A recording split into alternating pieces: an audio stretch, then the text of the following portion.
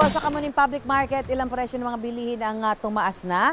Kaya alamin natin, kabilang ho sa mga nagkaroon ng pagtaas. Halimbawa, ang kamatis, dati ho 70 pesos per kilo, ngayon 100 pesos. Samantala yun namang galunggong, dating 260 ay naging 300 pesos ang isang kilo. Ngayon, alamin ho natin sa mga nagtitinda rito ng mga gulay, kumusta ho ang presyo ng mga bilihin natin?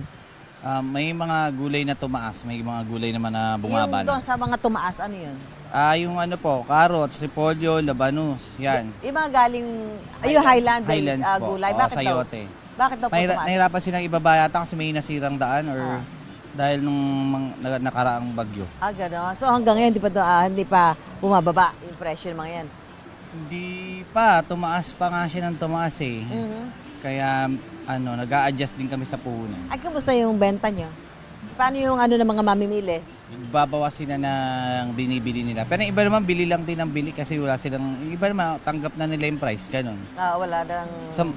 Kuminsan, mas mabili pa yung mahal kaysa sa mura. Pag mura kasi, lalo pa nilang binababaan. Talaga? Kasi nananawa sila sa oversupply kasi. Pag Oo. ganyan konti, parang mas nananabik silang bumili. Ayun. So may mga tumaas po, lalo na yung mga gulay na galing dyan sa yung Highland.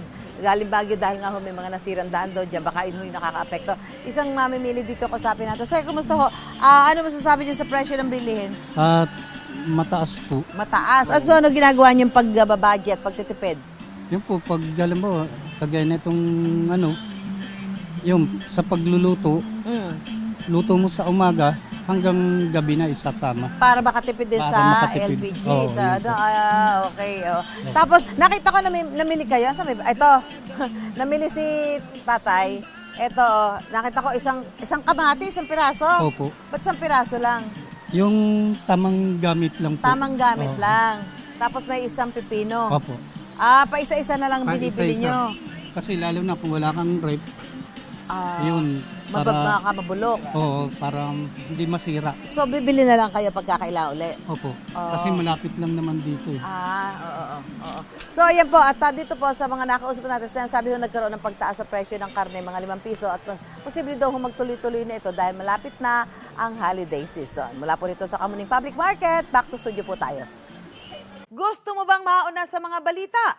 Mag-subscribe na sa GMA Integrated News sa YouTube at tumutok sa unang balita.